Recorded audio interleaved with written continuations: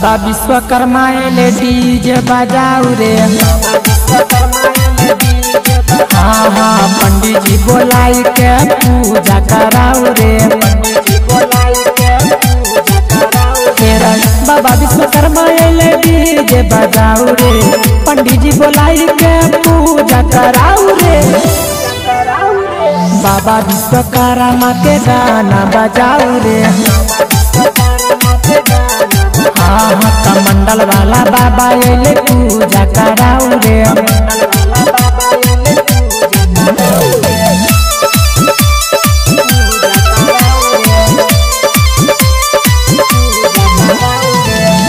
प्रेम से बोलो विश्वकर्मा भगवान की।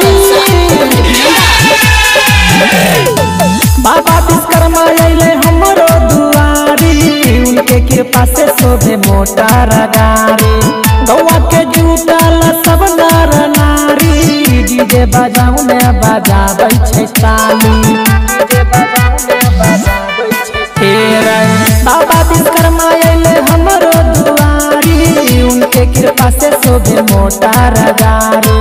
गौआ के जुटल सब नर नारी। डीजे बजाऊ में बजाबै छै ताली। पान फूल चंदन लेके आरती देखाऊ रे। हाँ हाँ पंडित जी बोलाई के पूजा कराऊ रे।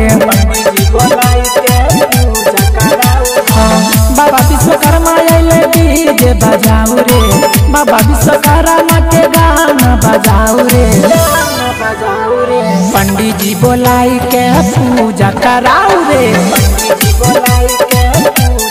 हाँ हाँ बाबा विश्वकर्मा के गाना बजाऊ रे।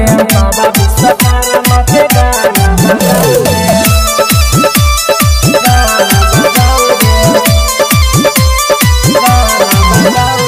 प्रेम से बोलो विश्वकर्मा भगवान की।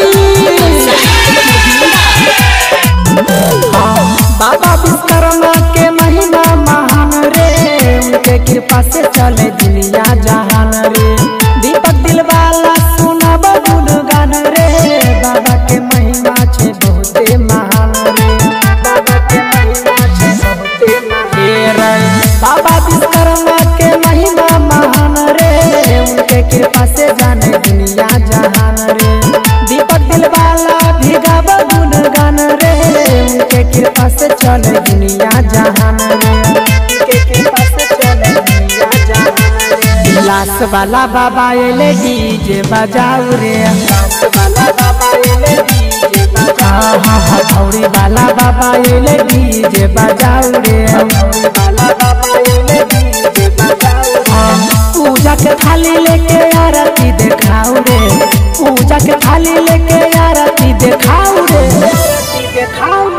पंडित जी बोला के तनी पाठ पढ़ाऊ रे। पंडित जी बोला के तनी पाठ। हाँ हाँ बाबा विश्वकर्मा के गाना बजाऊ रे। बाबा विश्वकर्मा के गाना बजाऊ रे।